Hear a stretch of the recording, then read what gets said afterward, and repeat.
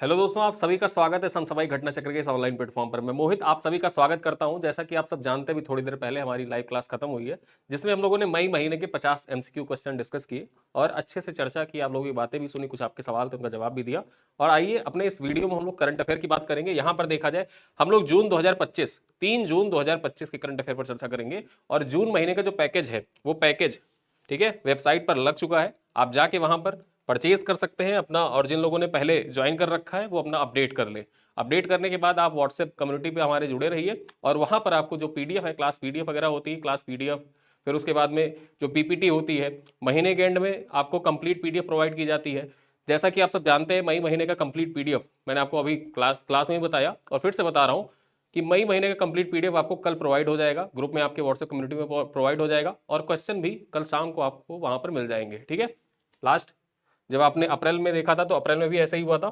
4 तारीख तक अमूमन, ठीक है, 4 तारीख तक टेस्ट और पीडीएफ, कंप्लीट पीडीएफ दोनों लग जाते हैं वहां पर जाके, क्योंकि टेस्ट और पीडीएफ जो होता है उसको बाकायदा पूरी चीजें, सारी चीजें जो होती हैं उनको टेस्ट किया जाता है, चेक किया जाता है, कुछ गलतियां तो नहीं, कोई खामियां तो नहीं है, फॉन्ट एरर तो नहीं है, फॉन्ट मिस्टेक तो नहीं है, सारी चीजें देख के तब लगाई जाती है, ताकि आप लोगों को भरपूर तैयारी हो सके। चलिए यहाँ पर हम चर्चा करेंगे 3 जून 2025 के महत्वपूर्ण करंट अफेयर पर।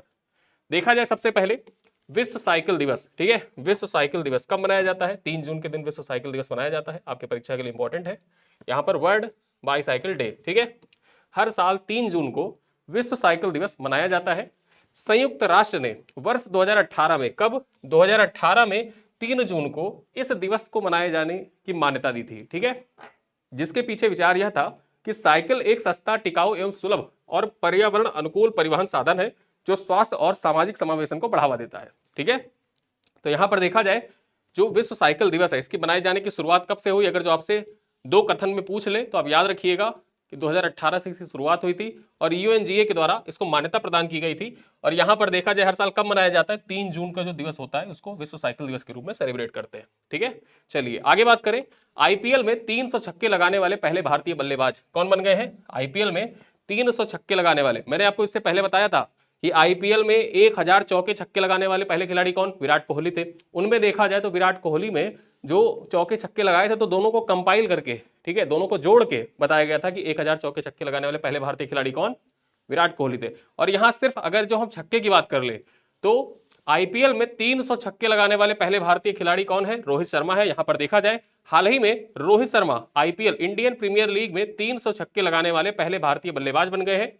गुजरात टाइटंस के खिलाफ एलिमिनेटर मैच जो खेला जा रहा था, ठीक है, एलिमिनेटर मैच जो हो रहा था, जिसमें एलिमिनेट होना था, ठीक है, उसमें गुजरात टाइटंस और मुंबई इंडियंस के बीच में मैच हो रहा था। उस मैच में देखा जाए तो 81 रन की शानदार पारी रोहित शर्मा ने खेली थी। ठीक है, जिसमें 4 छक्के लगाए थे, और इन्हीं 4 छक्कों की बदौलत देखा जाए तो 300 छक्के लगाने वाले रोहित शर्मा पहले भारतीय खिलाड़ी बन गए आईपीएल में। ठीक है, इन्हीं छक्कों के साथ उन्होंने अपना आईपीएल करियर का 300 छक्के पूरे किए हैं। वहीं आईपीएल की बात कर रहे तो आईपीएल में सबसे ज्यादा छक्कों का रिकॉर्ड किसके नाम पर है? क्रिस गेल के नाम पर है। ठीक है, क्रिस गेल के नाम पर है। इनको यूनिवर्स बॉस कहा जाता है, क्रिस गेल को। ठीक है, जैसे मिस्टर 360 कहा जाता था एबी डिविलियर्स को, ठीक है, गोट कहा जाता है विराट कोहली को, किंग कहा जाता है विराट कोहली को, गोट कहा जाता है। उसी प्रकार से देखा जाए तो यहां पर यूनिवर्स बॉस कहा जाता था क्रिस गेल को। ठीक है, यहां पर देखा जाए 142 मैचों में 357 छक्के क्रिस गेल ने लगा रखे हैं। अब तो आईपीएल खेलते भी नहीं है, रिटायर हो गए हैं, आईपीएल से भी उन्होंने संन्यास ले लिया है। 357 छक्के लगा चुके हैं 142 मैच में ही। चलिए आगे हम बात कर लें। छत्तीसगढ़ में बनेगा देश का पहला AI says special economic zone जो होता है, पहला एआई संचालित स्पेशल इकोनॉमिक जोन कहां पर बनेगा? किस राज्य में बनेगा? छत्तीसगढ़ में बनेगा। ठीक है, पॉइंट पर चर्चा कर ले। छत्तीसगढ़ के नवा रायपुर, ठीक है, जो छत्तीसगढ़ का नवा रायपुर है, यहां पर भारत का पहला एआई केंद्रित स्पेशल इकोनॉमिक जोन बनेगा। ठीक है, पहला एआई केंद्रित स्पेशल इकोनॉमिक जोन कहां पर बनेगा? किस राज्य में बनेगा? छत्तीसगढ़ में बनेगा। छत्तीसगढ़ में कहां पर? नवा रायपुर। ठीक है, और यही नवा रायपुर आगे चल के जाके छत्तीसगढ़ की नई राजधानी बनेगा अटल नगर के नाम से। चलिए आगे बात कर लेते हैं। रैक बैंक डाटा सेंटर द्वारा विकसित यह परियोजना लगभग 6 एकड़ में फैली होगी। इसमें 1000 करोड़ का निवेश होगा। ठीक है, सेज से राज्य के युवाओं के लिए रोजगार के अवसर बढ़ेंगे, और यह डिजिटल इंडिया के विजन को भी आगे बढ़ाएगा। यह भारत को एआई में आत्मनिर्भर बनाने में मदद भी करेगा। ठीक है, तो यहां पर जो एआई संचालित स्पेशल इकोनॉमिक जोन है, ये आपकी परीक्षा के दृष्टिकोण से मोस्ट इंपॉर्टेंट हो जाता है कि किस राज्य में संचालित किया जाएगा। तो जो नवा रायपुर है वहीं पर इसको बनाया जाएगा। कितने क्षेत्रफल पे फैला होगा, तो यहाँ पर ये 6 एकड़ क्षेत्रफल में फैला होगा और 1000 करोड़ का यहाँ पर इन्वेस्टमेंट भी होगा। ठीक है, चलो अगली खबर पर चर्चा करें। यहाँ पर युद्धाभ्यास से संबंधित जो आपकी परीक्षा के लिए मोस्ट इंपॉर्टेंट है, नोमैडिक एलिफेंट का 17वां संस्करण। ठीक है, यहां पर देखा जाए परीक्षा से डायरेक्टली पूछा भी जा चुका है, पहले भी फिर से पूछा जा सकता है कि नोमैडिक एलिफेंट किन दो देशों के बीच में होने वाला युद्धाभ्यास है। ठीक है, तो यहां पर देखा जाए भारत और मंगोलिया के बीच संयुक्त सैन्य अभ्यास नोमैडिक एलिफेंट है। ठीक है, ये पॉइंट याद रखिएगा, नोमैडिक एलिफेंट किसके किसके बीच, मंगोलिया और भारत के बीच होता है। ठीक है, यहां पर जो 17वां संस्करण है यह उलन बटार मंगोलिया में 31 मई से 13 जून 2025 तक आयोजित किया जा रहा है। कब से कब तक, 31 मई से शुरू हुआ है और 13 जून तक ये चलेगा। ठीक है, कहां पर आयोजित किया जा रहा है, उलन बटोर मंगोलिया में। उलन बटोर कहां पर है, उलन बटोर राजधानी है मंगोलिया की, और यहीं पर मंगोलिया में आयोजित किया जा रहा है नोमैडिक एलिफेंट जो युद्धाभ्यास है। संस्करण कौन सा है, 17वां संस्करण है। चलिए आगे हम बात कर लें। इस अभ्यास में लगभग 150 मंगोलियाई सैनिक विशेष बल इकाई का प्रतिनिधित्व करते हुए भाग ले रहे हैं। इस अभ्यास का उद्देश्य दोनों देशों की सेनाओं के बीच आपसी समझ और सहयोग को बढ़ावा देना है। साथ ही साथ देखा जाए तो संयुक्त अभ्यास में अर्ध पहाड़ी क्षेत्रों में आतंकवाद विरोधी अभियानों में विशेष ध्यान दिया जाएगा। ठीक है, आतंकवाद विरोधी जो अभियान है उनमें विशेष ध्यान दिया जाएगा, विशेष फोकस किया जा रहा है। और यहां पर हम बात कर लें जो पिछला संस्करण हुआ था नोमैडिक एलिफेंट का 16वां संस्करण, 16वां संस्करण ये कहां पर हुआ था, इसका आयोजन जुलाई 2024 में कहां पर, मेघालय के उमरोई में किया गया था। ठीक है, उमरोई पड़ता है मेघालय में, और यहीं पर नोमैडिक एलिफेंट का 16वां संस्करण आयोजित किया गया था। कब, जुलाई 2024 में। और ये सवाल आपके यूपीपीसीएस प्रीलिम्स में आ भी चुका है। ठीक है, यूपीपीसीएस प्रीलिम्स 2024 में जो क्रोनोलॉजिकल ऑर्डर में सेट करने के लिए आया था युद्धाभ्यास से संबंधित सवाल, उसमें नोमैडिक एलिफेंट भी था। चलिए आगे हम बात कर लेते हैं। ललित पटेल ने IBBF, ठीक है, विश्व पावर लिफ्टिंग चैंपियनशिप में 3 स्वर्ण पदक जीते हैं। किसने जीता है, ललित पटेल ने जीता है। कहां के रहने वाले हैं, ये गुजरात के रहने वाले हैं, ये है ललित पटेल। यहां पर चर्चा कर लेते हैं। गुजरात की पावर लिफ्टर ललित पटेल ने थाईलैंड के पटाया में आयोजित IBBF विश्व पावर लिफ्टिंग चैंपियनशिप में 3 स्वर्ण पदक जीते हैं। ठीक है, 3 गोल्ड मेडल जीते हैं। चर्चा करें यहां पर मास्टर 2 श्रेणी जो 83 से 93 किलोग्राम कैटेगरी है में चुनौती पेश करने वाले ललित पटेल ने प्रतियोगिता में बेंच प्रेस, डेडलिफ्ट और स्क्वाट प्रतिस्पर्धाओं में शीर्ष स्थान हासिल किया। और इन तीनों कैटेगरियों में देखा जाए तो 3 गोल्ड मेडल जीते हैं। ठीक है, 3 गोल्ड मेडल इन्होंने जीते हैं, तो इनका नाम याद रखिएगा, आपके परीक्षा के दृष्टिकोण से इंपॉर्टेंट है ललित पटेल का नाम। ललित पटेल ने IBBF विश्व पावर लिफ्टिंग चैंपियनशिप में 3 स्वर्ण पदक जीते हैं, जिसका आयोजन कहां पर किया जा रहा था, इसका आयोजन किया गया था थाईलैंड के पटाया में। ठीक है, थाईलैंड के पटाया में। चलिए आगे हम बात कर लें। भोजन और पोषण संबंधी प्रयोग करेंगे भारतीय अंतरिक्ष यात्री ग्रुप कैप्टन शुभांशु शुक्ला। यहां पर देखा जाए तो 8 जून को जो एक्सियोम 4 मिशन है उसको जो अंतरिक्ष स्टेशन है, ठीक है, इंटरनेशनल स्पेस स्टेशन है, वहां पर भेजा जाएगा और उसमें ग्रुप कैप्टन शुभांशु शुक्ला भी जा रहे हैं, भारत का प्रतिनिधित्व करेंगे। यहां पर देखा जाए तो चर्चा कर लेते हैं ये कौन सा प्रयोग करेंगे, तो भोजन और पोषण संबंधी प्रयोग करेंगे शुभांशु शुक्ला। ठीक है, यहां पर देखें तो भारतीय अंतरिक्ष यात्री ग्रुप कैप्टन शुभांशु शुक्ला अंतरराष्ट्रीय अंतरिक्ष स्टेशन ISS, ठीक है, पर भोजन और पोषण संबंधी प्रयोग करेंगे। यह प्रयोग आगामी एक्सियोम 4 मिशन के तहत एक हिस्से के रूप में किया जाएगा। यह प्रयोग देखा जाए तो सूक्ष्म गुरुत्वाकर्षण और अंतरिक्ष विकिरण के खाद्य सूक्ष्म शैवालों पर प्रभाव की जांच करेगा, जो एक उच्च क्षमता वाला पोषक तत्वों से भरपूर खाद्य स्रोत होता है। अध्ययन का मुख्य विकास, ठीक है, अध्ययन का मुख्य विकास मानदंडों और पृथ्वी की स्थिति की तुलना में अंतरिक्ष में विभिन्न शैवालों प्रजातियों और ट्रांसक्रिप्टोम, प्रोटियोम और मेटाबोलोम के परिवर्तनों पर ध्यान केंद्रित करेगा। बेसिकली अंतरिक्ष में किस प्रकार के परिवर्तन हो रहे हैं, उन सारे परिवर्तनों का अध्ययन, भोजन और खाद्य पर कौन कौन से प्रभाव पड़ रहे हैं, जो परिवर्तन हो रहे हैं उनका, उन सब का अध्ययन यहां पर किया जाएगा। ठीक है, आगे हम बात कर लें। एक्सियोम 4 मिशन स्पेसएक्स और नासा के साथ साझेदारी से एक्सियोम स्पेस द्वारा संचालित ISS के लिए एक नियोजित निजी अंतरिक्ष उड़ान है। 8 जून को कैनेडी स्पेस सेंटर से ये उड़ान भरेगी। ठीक है, तो यहां पर देखा जाए एक्सियोम 4 मिशन जो है ये एक्सियोम एक्स स्पेस एक कंपनी है, एक्सियोम स्पेस एक कंपनी है, वहीं पर देखा जाए स्पेसएक्स और नासा दोनों के द्वारा संयुक्त रूप से इसको संचालित किया जा रहा है और यहाँ पर भारत भी सहयोग कर रहा है, थोड़ा सा इसरो का भी सहयोग है। इसी वजह से देखा जाए तो यहाँ पर जो शुभांशु शुक्ला है उनको यहाँ पर भेजा जा रहा है ISS में, ठीक है। और इससे होगा क्या, जो हमारा गगनयान मिशन आगे संचालित होने वाला है 2026 में हम गगनयान मिशन प्रक्षेपित करेंगे, उसके दृष्टिकोण से भी ये इंपॉर्टेंट हो जाता है, ठीक है। चलिए आगे हम बात करें, अगली खबर क्या है, Serena Williams princess of Asturias sports award से सम्मानित। सेरेना विलियम्स को princess of Asturias sports award से सम्मानित किया गया। यहां पर चर्चा कर ले, दुनिया की सबसे प्रतिष्ठित एथलीटों में से एक सेरेना विलियम्स को स्पेन का प्रतिष्ठित नागरिक सम्मान princess of Asturias award of sports 2025 से सम्मानित किया गया है। यह पुरस्कार खेल, कला, साहित्य और विज्ञान के क्षेत्र में वैश्विक उत्कृष्टता और योगदान को मान्यता प्रदान करता है, ठीक है। तो परीक्षा हमसे डायरेक्टली पूछ सकता है कि प्रिंसेस ऑफ ऑस्टूरियस अवार्ड किसको प्रदान किया गया, किस खिलाड़ी को प्रदान किया गया है, तो याद रखिएगा सेरेना विलियम्स को प्रदान किया गया। यह है सेरेना विलियम्स, ठीक है, एक माना जाना नाम है। सेरेना विलियम्स उपलब्धियों से भरा करियर, इनके बारे में कुछ जान लेते हैं। इन्होंने 73 सिंगल्स टाइटल जीते हैं, जिनमें से 23 ग्रैंड स्लैम भी जीत रखे हैं। सेरेना विलियम्स ने अपने जो टेनिस का इनका कार्यकाल रहा, टेनिस का टाइम पीरियड रहा, टेनिस खिलाड़ी हैं, टोटल 23 ग्रैंड स्लैम जीते हैं और 73 सिंगल टाइटल भी जीत रखा है। 2022 में टेनिस से संन्यास की इन्होंने घोषणा की थी और देखा जाए तो 2025 में मिला princess of Asturias sports award सम्मान। यह इनकी विरासत और ताकत का प्रतीक भी है, ठीक है। यहां पर देखा जाए तो एक विस्तृत विरासत इनकी है स्पोर्ट्स में। इसी दृष्टिकोण से जो ये अवार्ड है इंपॉर्टेंट हो जाता है आपकी परीक्षाओं के दृष्टिकोण से भी और सेरेना विलियम्स के दृष्टिकोण से भी। चलिए आगे हम चर्चा कर ले भारत जन का शुभारंभ। कल ही मैंने आपको बताया था, जो AI पर एक रिपोर्ट आई थी, उस रिपोर्ट के बारे में मैंने चर्चा की थी, जिसमें बताया गया था कि अगले 1 साल में 10 लाख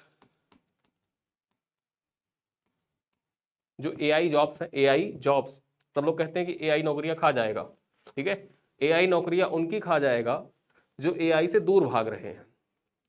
AI उनकी नौकरी नहीं खाएगा जो AI से दूर नहीं भाग रहे हैं, ठीक है।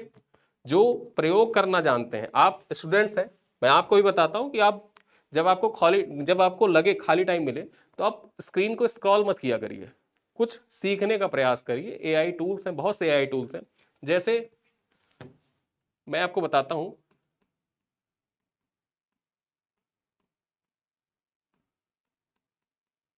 नोटबुक LM, ठीक है। नोटबुक LM ये एक AI टूल है, गूगल का है, इसको आप इस्तेमाल करिए। देखिए आप कोई कंटेंट है आपका, आप उस कंटेंट को, ठीक है, कंटेंट को आप पेस्ट करिए, कट पेस्ट करिए और उसके बाद में इसको देखिए, ये वॉइस जनरेट करके कन्वर्सेशन के माध्यम से, जैसे मैं आपको कुछ बता रहा हूँ, सेम वैसे ही समझाने के दृष्टिकोण से ये आपको समझाएगा। वैसे ही देखा जाए तो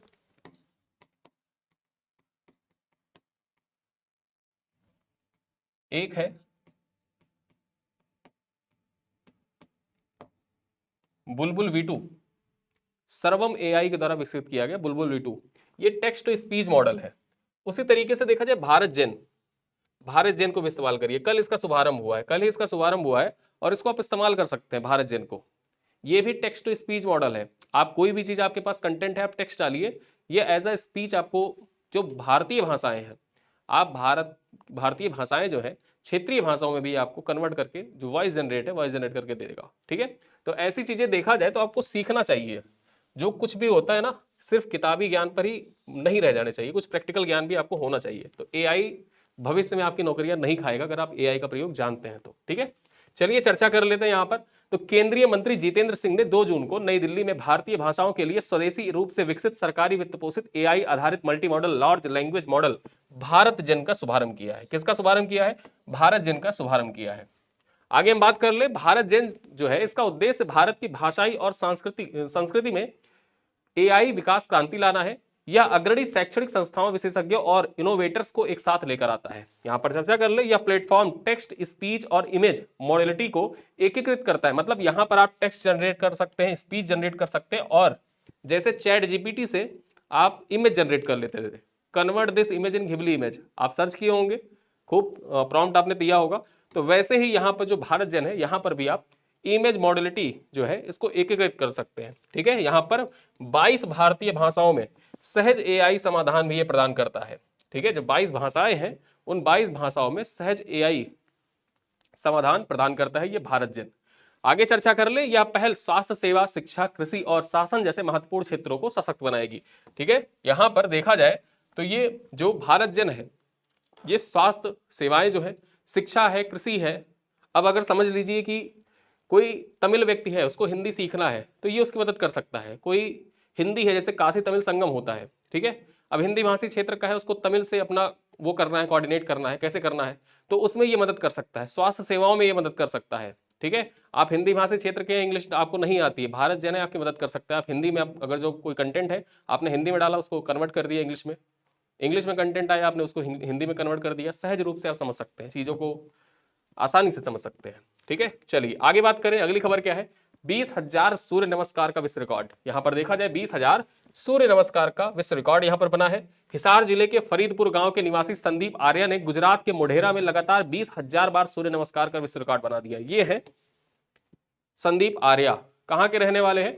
ये हरियाणा के हिसार जिले के फरीदपुर गांव के रहने वाले हैं, और इन्होंने गुजरात का जो मोढेरा है, मोढेरा का सूर्य मंदिर जानते होंगे आप, ठीक है, वहीं पर देखा जाए तो 20,000 बार सूर्य नमस्कार कर विश्व रिकॉर्ड बना दिया है।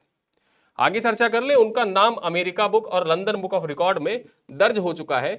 संदीप पिछले 15 सालों से सूर्य नमस्कार कर रहे हैं। पिछले 15 साल से सूर्य नमस्कार कर रहे हैं। यहां पर देखा, अब 15 सालों का मतलब ये नहीं कि 15 साल से लगातार सूर्य नमस्कार कर रहे हैं, मतलब डेली करते हैं सूर्य नमस्कार। और कभी कभी जब इवेंट कुछ ऐसा होता है तो वहां पर ये लगातार भी करते हैं, और इसी वजह से देखा जाए तो 20,000 सूर्य नमस्कार कर इनके नाम रिकॉर्ड बना है। ठीक है, यहां पर देखा जाए वे अब तक 6 विश्व रिकॉर्ड बना चुके हैं।